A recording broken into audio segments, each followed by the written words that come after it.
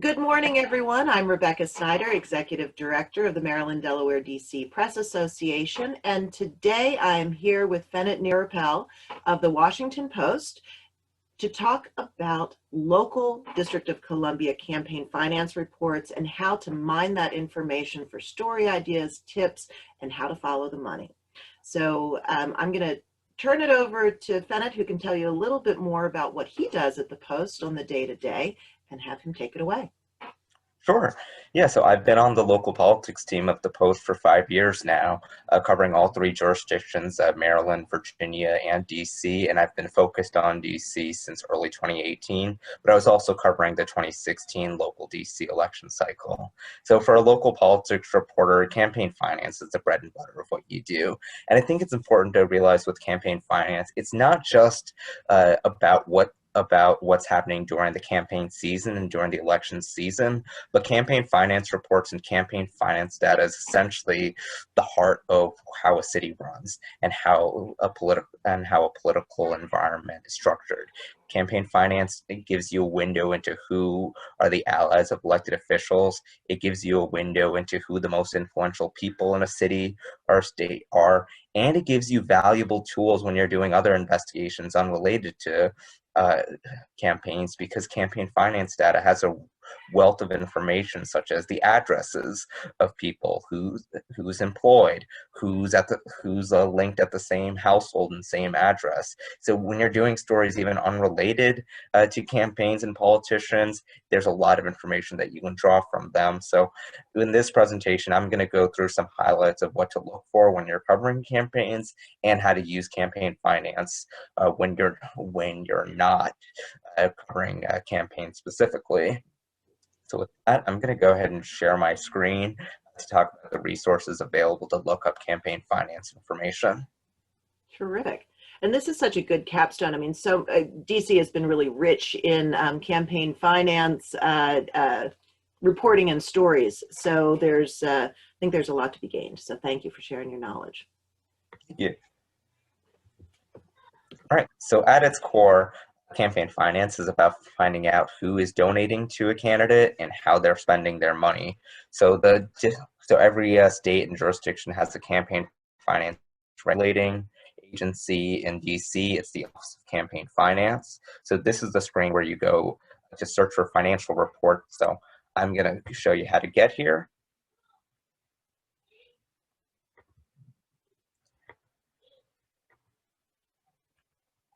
So the main DC campaign finance website is ocf.dc.gov. And then to look for reports, there's a tab called Data and Reports. And there's a lot going on here.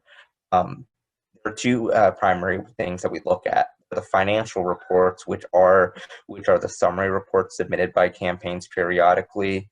And there's contributions and expenditures, which is the raw data. If you look at financial reports, you're going to get high-level information.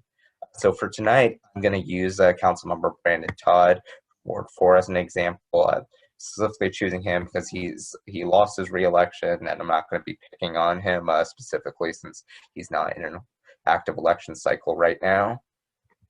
So there's a variety of different types of reports. Principal campaign committees are the core arm of campaign finance for candidates. And then you'll also see there are options to look for other campaign finance reports, such as from political action committees, from initiatives or referendums, or from other campaign finance entities, such as an inaugural committee that the mayor uses and raises money to spend on inauguration festivities, or what's called the Constituent Service Program, which is a long-running controversy in DC because elected officials can raise money from private groups to spend money on needy constituents, but repeated reviews have shown that the money doesn't end up going to needy constituents. So for our purposes, we're going to look with Principal Campaign Committee, and if we want to find out Brandon Todd's campaign finance from this election cycle, we'll go to the 2020 filing year. You can pull campaign finance reports going all the way back to 2006 on this portal. If you're looking for a specific date report, you can select that here. I'm just going to search for all reports now.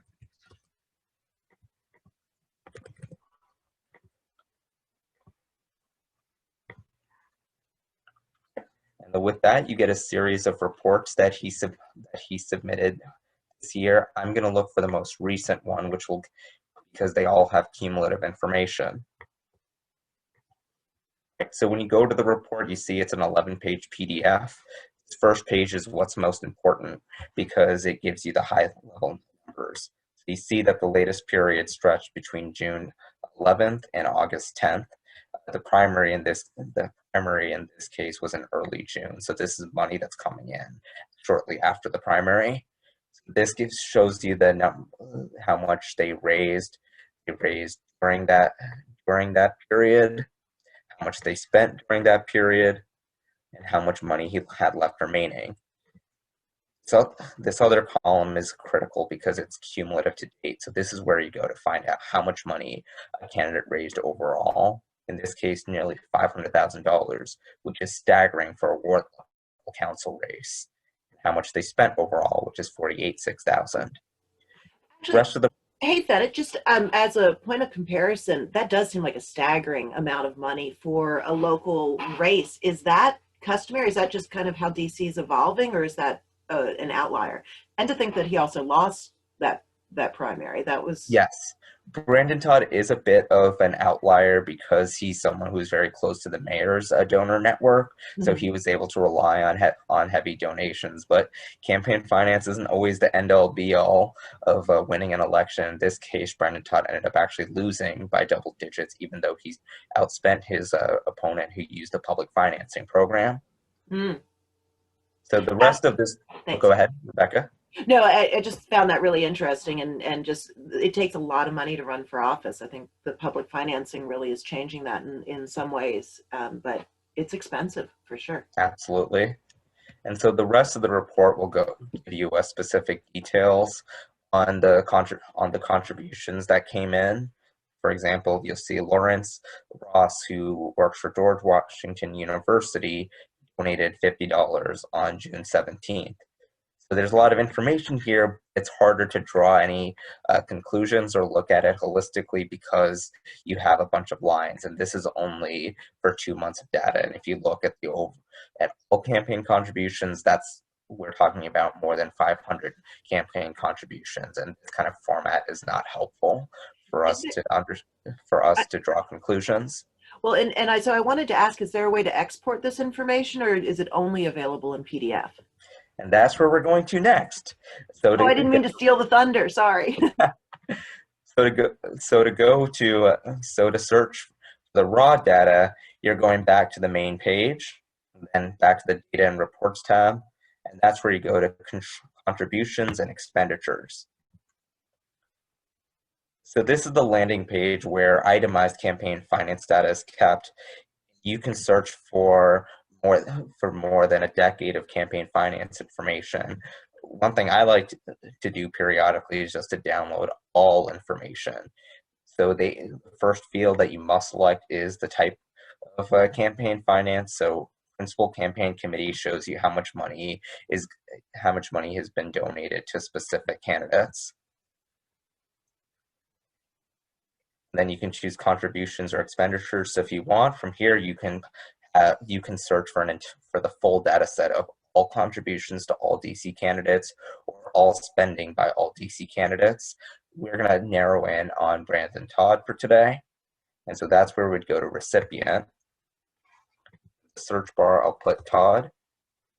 And then you'll see that there's 3 different committees here because he has a different campaign committee for each election that we ran in. If we're going to focus on his most recent one, we would just select 2020.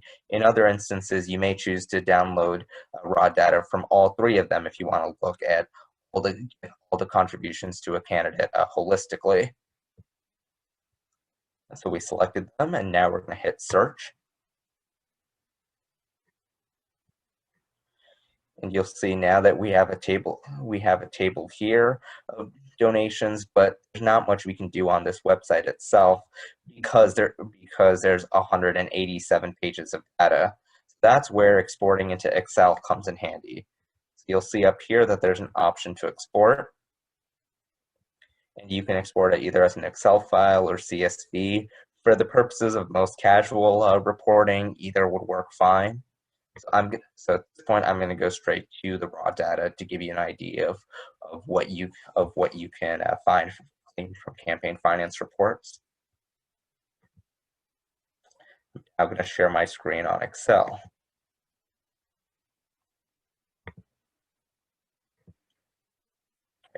Rebecca, do we have the Excel sheet with Brandon Todd's campaign finance visible? Yes.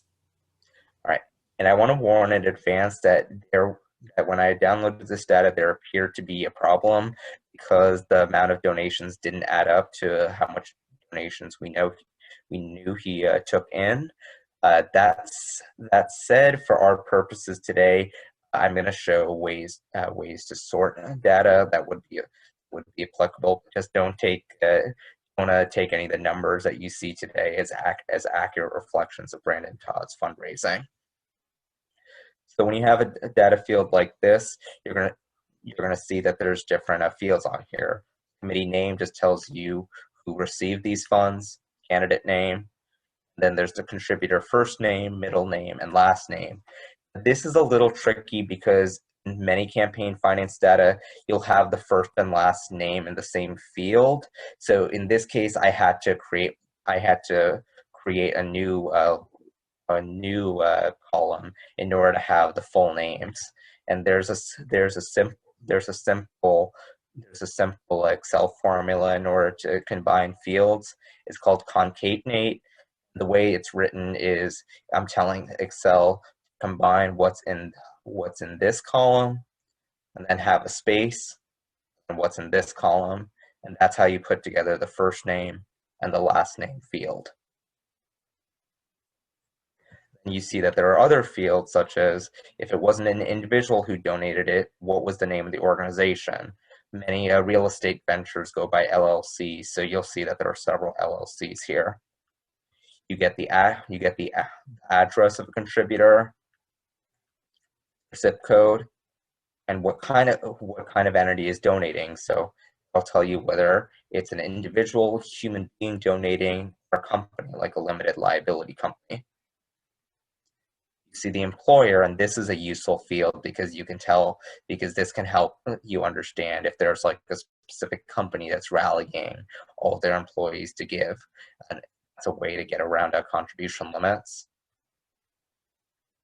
You see the date that the contribution was given. This is helpful when you're trying to figure out how much money a candidate raised after a significant news event. For example, on the federal side, if you want to see how much a candidate raised after the death of Ruth Bader Ginsburg. On the local side, it could be how much money a candidate raised on a day that the mayor held a big fundraiser for them, or if there was an announcement of an FBI raid into an opponent. And then last, the most important field is the amount. That's how much money that they gave. So if you highlight the first row, go to data and hit filter, you can start to play around with these fields. So one thing I often do is sort the amount by the largest donation to the smallest donation. That gives you an idea.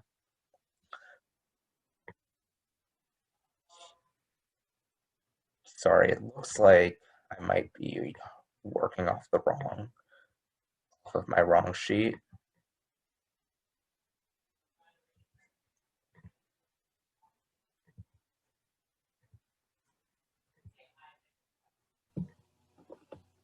Rebecca, right now, is the screen that you see, is it the one where I'm highlighting the yellow field?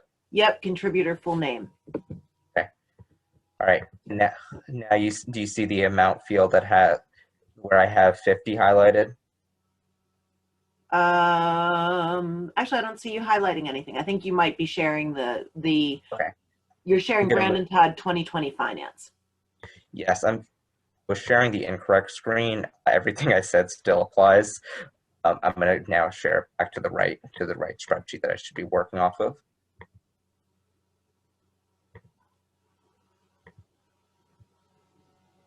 Right. So there was a data error with the other spreadsheet, so we're back at this one.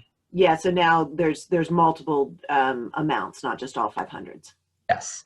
Got it. So we're going to go back to filter, That's another reminder that when you see something that looks off, in the case of the last one, all the amounts were listed as $500.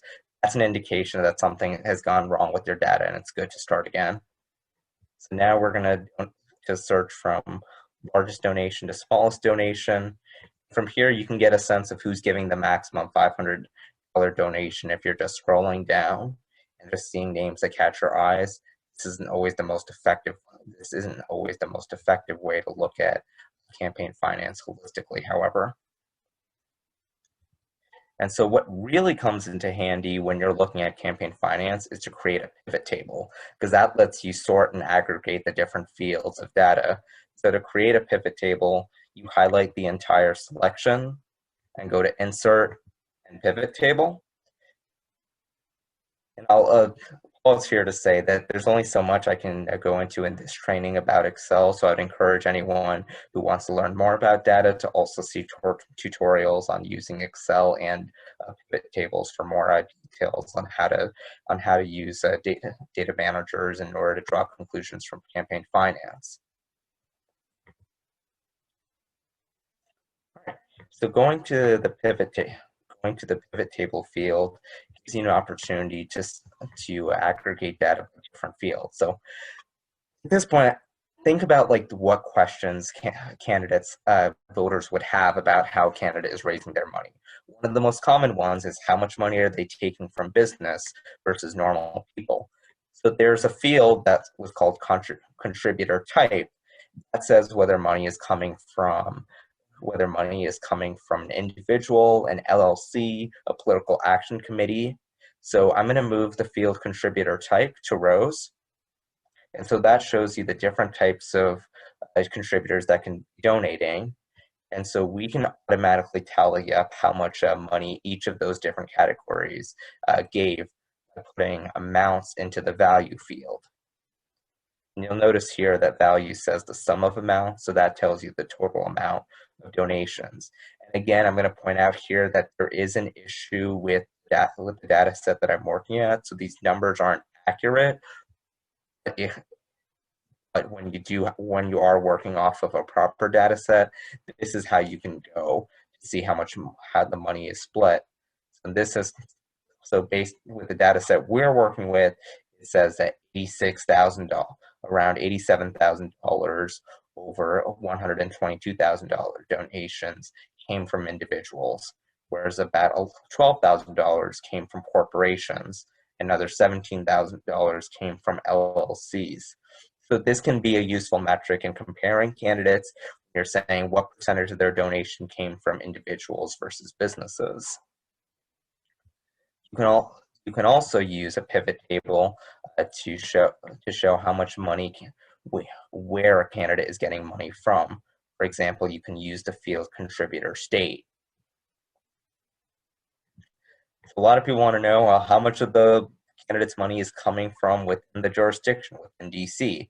In this case, you'll see $85,000 of the donations tallied in this data sheet are listed as coming from DC, with Maryland running short behind. You can also sort pivot tables by right-clicking a field, going to sort, largest, smallest.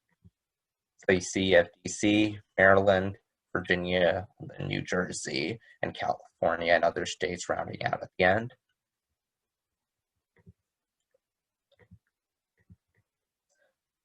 Pivot tables are also a way to aggregate donations from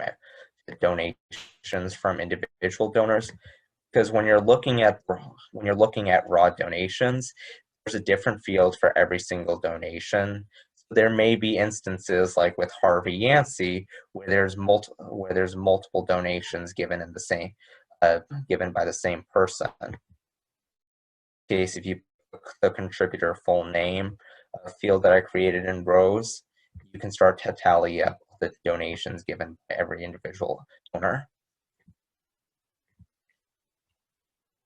And $500 is the limit, so this is a way for you to identify if people did give over the limit. In many cases, it may have just been a data entry error, or a candidate might have sought a refund when they realized a person went over. It's also possible that it's two that it's different people that we're talking about. In this case, the person's name is Carlo Iglesias, but they list the same address, which suggests that it is the same person donating.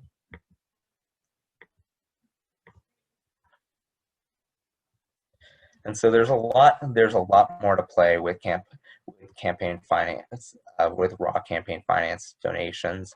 Another area that I like to examine is how much of a person's money is coming from small donations versus large donations. I'm going to point out that almost every candidate loves to say 90%, 90+% of our donations come from small donors. That's a misleading metric. So let's say if a candidate has 99 donations that total from people who gave $10 each, but they have one donation where a person gave $10,000. Does this sound like an accurate reflection of their campaign finance picture if they say 99% of my donors only gave $10? Well, you have that one donor who gave you the vast majority of your money. That's more relevant for people to know. So that's why I like to use as a metric what percentage of a candidate's fundraising came from small donations. $250 is generally considered the threshold for what a small donation is. So in this case, I'm going to put in rows amounts that tells you the amount of donations. So then I'm going to put in the values, the sum of the amount. So this tells you that Brandon Todd had raised $10 from $5 contributions. So if I want to see how much money in total came from people who gave less than $250, so if I don't include $250, I can highlight everything from 200 up. Then on the bottom right corner, it'll add it up. So you'll see that I see that around $31,000 came from donors' donations that were less than $250, and that's about 1/4 of his overall fundraising haul. If you look at donations that are just maximum $500, you'll see that majority of donations to Brandon Todd's campaign came from people from the maximum allowable donation. And so with that, I'm gonna go. So that shows you how we look for data with Excel. This is how things would look in a story. So in 2018, the most competitive race on the DC general election related to the at-large seat where Councilmember Alyssa Silverman was running for re-election, and the mayor and business interests had rallied behind her opponent, Dion Reeder. So in that instance, the campaign finance was especially interesting. After the mayor and all these business groups got behind this challenger, how did that affect her campaign?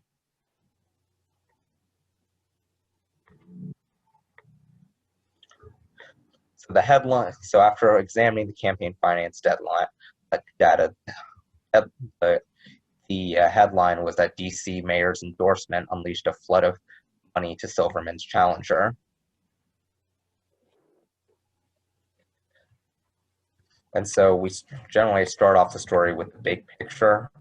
She went from being nearly broke, just $2,000 in her campaign, to raising more than $100,000 after the mayor endorsed her. So further down, I'm going to break down some of the findings of the data analysis.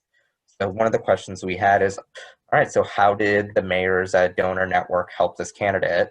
So in this instance, I downloaded data from both the mayor's reelection campaign and Dion Reeder's reelection campaign, and I was able to identify overlap donors and write that Reeder took in $50,000 from E4 donors who also gave to Bowser's reelection. And then going back to the earlier point when we were looking at what share of a candidate's fundraising comes from small donations versus large donations, I was able to write that donors who gave $50 or less make up nearly half of Silverman's overall fundraising, while they made up 1/4 of Reeder's.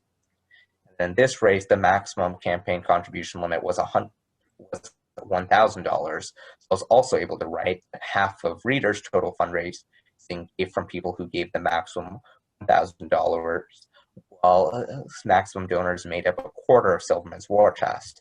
This gives readers an idea of the differences in campaign finance from the different candidates. Many readers will decide it doesn't really matter; they just care about where people stand on the issues. But some candidates do want, some voters do want to know how a candidate is raising their money. So that's the kind of analysis that can help inform readers. So, Fenit, do you feel like if someone's getting a lot of small donations, like it almost is indicative of a more grassroots support? And would you kind of, in your experience, do you feel like that translates into a stronger, maybe get out the vote campaign for that candidate, or just a stronger turnout for that candidate? Yes, and that's where the amount of donations actually is a useful metric, because the amount of donations, particularly coming from DC residents, is an indication of how broad a candidate's support is. So if you have someone who's raising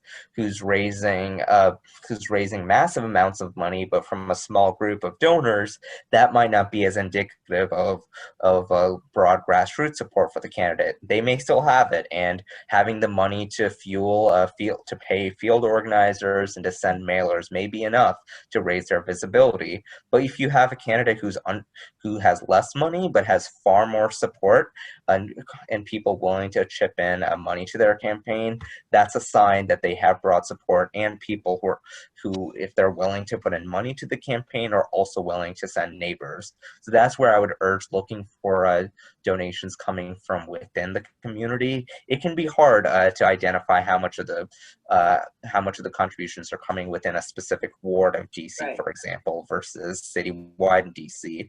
But it's also good to look at the geography of the donations. For example, in a Maryland gubernatorial race, there was a candidate in the Democratic primary in 2018 who raised money almost exclusively from California because of his connections to the tech industry. Mm-hmm. That's a lot of donations, but not necessarily an indication of grassroots support within Maryland. So I want to move to talking about public campaign financing, which has presented complications in writing about campaign finance. And for people who may not be as familiar with with the situation in DC, or the landscape in DC, did the public campaign financing laws go into effect recently, or what's been a little brief history of how public financing is working? Sure. The idea of public campaign financing is to make candidates less reliant on big donors, business interests, and other wealthy interests in order to run for office. The idea is that candidates who are able to get a broad range of small donations from constituents would get matching funds from the city government. It frequently turns into an argument of candidates who rely on business fundraising to say they don't think that precious tax dollars should be used for campaign purposes, whereas people who do use the public campaign finance system say this is a worthy way to spend taxpayer dollars, because it means that we'll have elected officials who are beholden to the people as opposed to business interests.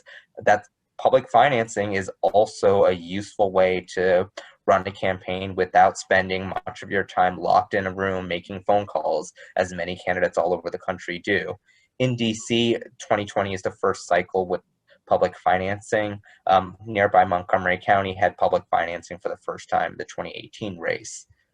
So public financing is kept in a different portal. So when you go to the financial reports search, you'll see that there's an opportunity to click for fair election program financing.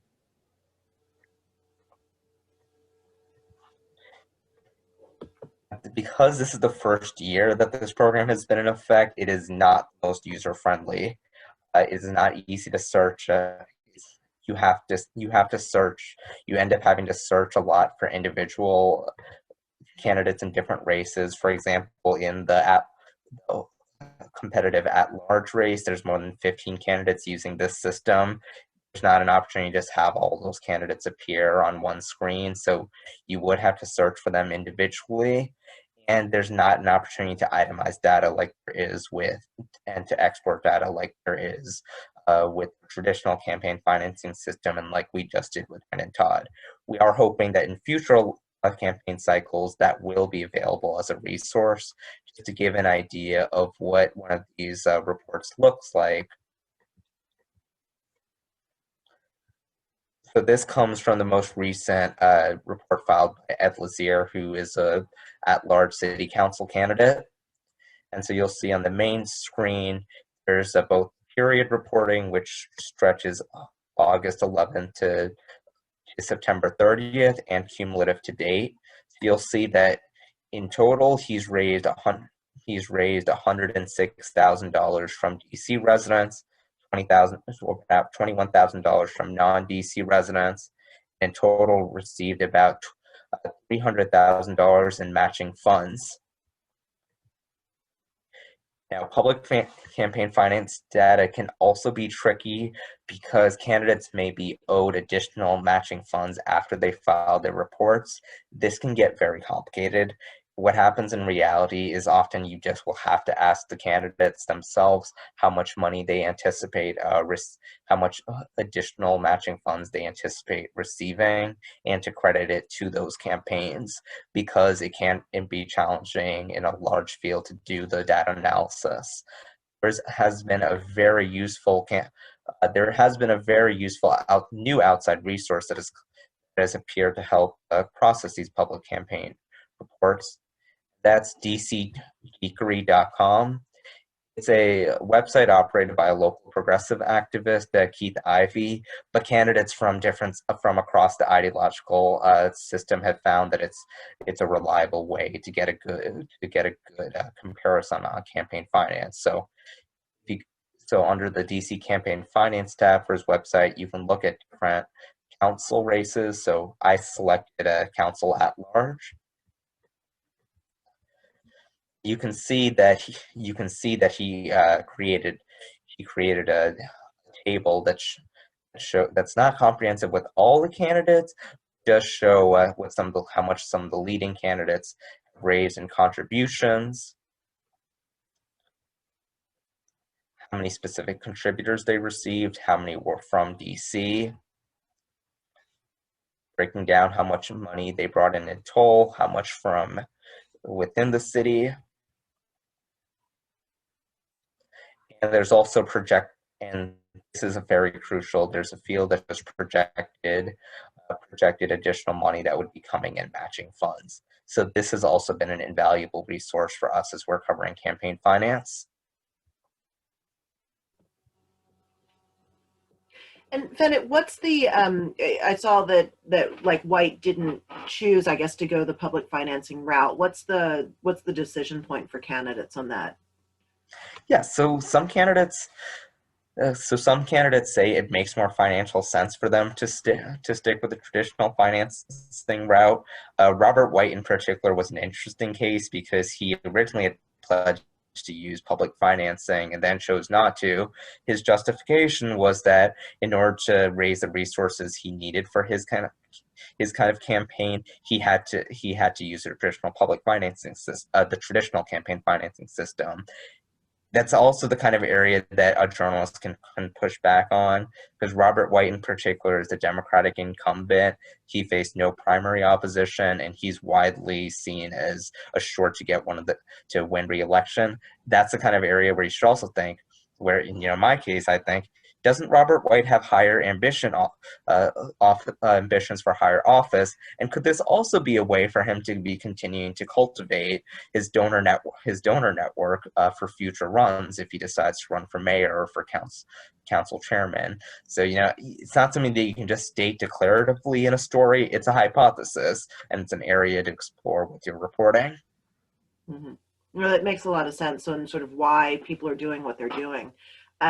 Now, how does DC compare to Maryland and Virginia? In your sort of local work, you're getting all three jurisdictions coming at you. So are there different tactics that you like to use in Maryland, or do these things kind of hold true in the different jurisdictions?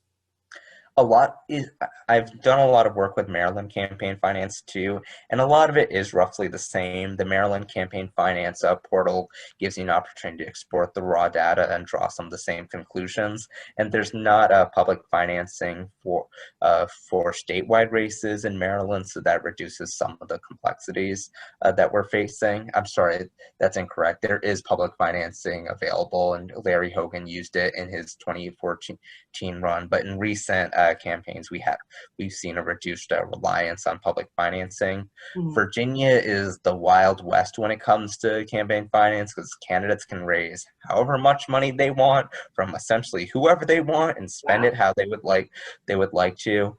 In Virginia, there's an extremely valuable resource, the Virginia I believe Public Access Project or VPAP.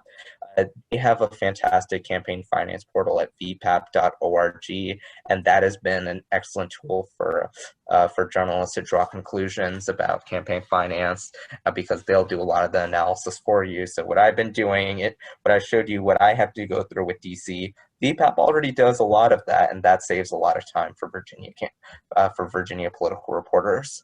Hmm. What a dream come true. So just being mindful of time, I know we're getting to the end of our time together. Are there any last tips or tricks that you want to leave about how to navigate campaign finance reports or what you do with that information?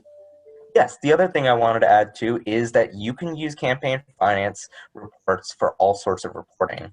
So I'm going to go and show. So this is data a spreadsheet that I have that shows all campaign contributions on file.